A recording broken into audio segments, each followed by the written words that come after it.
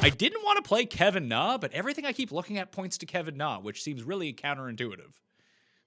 Yeah, I looked at him very early in the research process yesterday, preparing for our show, and I kind of, I got his name written down. He wasn't one that I mentioned on our show. I try to keep it tight, but he's definitely one I could see coming around on. If you look at the his strokes gained putting and strokes gained around the green on Torrey and Riv.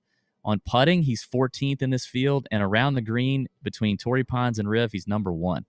He's a grinder, one of these lower scoring events. I think Nas in play for sure. And I don't think a lot of people are going to play him. No, I believe that people will go to Henley and Ortiz at $100 cheaper, who are objectively fine plays, but Carlos Ortiz has been all putting lately, and that really scares me. And I love King Carlos.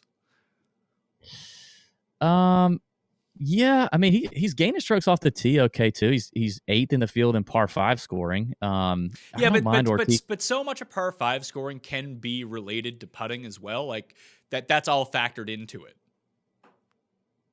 If you look at his putting numbers, going back to my Riviera Torrey Pines split, he's 16th in the field in the last 5 years. I can see that. What about? I guess the guy to kind of think of here is, everyone's on Ortiz, everyone's on Henley. Why can't Abe Ancer be someone who plays well here?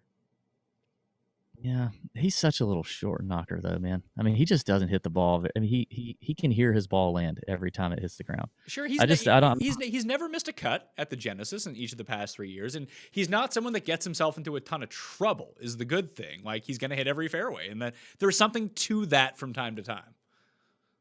Yeah, I mean, I get that. No real great finishes, though. I mean, his best finish here is 43rd last year. I would rather have Na. I'd rather have Ortiz.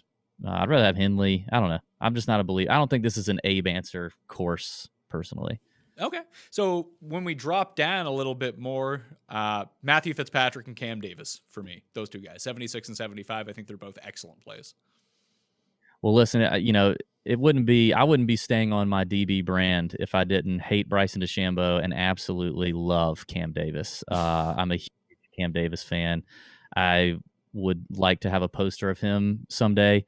If somebody can hook that up. I always love Cam Davis. So yes, on that. Aussie, Kikuya, give it to me. Do you think Tringali is going to be the chalk here? I'm pretty sure that's where a lot of people are going to go. I'm seeing Henley, Ortiz, Tringali, Cam Davis, and Sam Burns as like the very highly owned players around here. So, I do kind of like Tringali. Let's see how that shakes out. He's just playing so well right now, very confident, and a good record here, if I'm not mistaken. Yeah, he's got a decent track record here. I think Corey Connors is going to be a play for me. I love the Canadian Corey Connors. I faded him last week, or was it 2 weeks ago? I faded him at the Waste Management. He ended up finishing T17. That wasn't good. But I like the ball striking ability. It's POA, which is a little unpredictable, as we all know. Now, he did miss the cut here in his first start, but I think Connors could be a nice pivot from Cam Davis.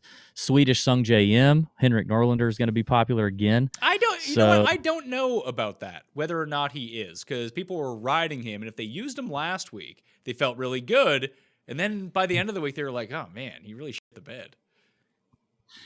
Yeah. I mean, but still feels like a really good price, though. I mean, I agree. I think you can definitely play him. Like, I'd rather play him than Sam Burns, who's going to be higher owned. And like, I like Lonto at 74. Like, why not Lonto? Lonto's good.